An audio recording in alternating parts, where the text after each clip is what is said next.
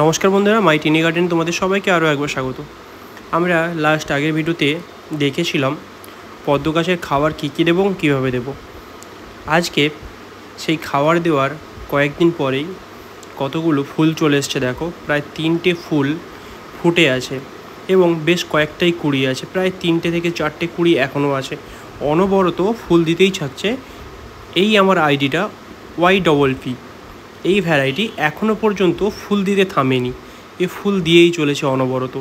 এর কাজটাই এরকম। এবং পাশে সেই লক্ষ্মী, যার ভ্যারাইটি মানে মুগ্ধকর ভ্যারাইটি, যার ফুল সবাইকে মুগ্ধ করে তোলে, সেই ফুলেরও প্রায় 4টে কুড়ি আছে।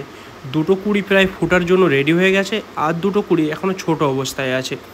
তো এই 2টো কুড়ি ফুল ফুটলে অবশ্যই আপডেট দেব। অবশ্যই কেমন হয়েছে আমার এই ছাদ বাগানের জলপদ্ম সেটা অবশ্যই কমেন্ট করে জানাবেন।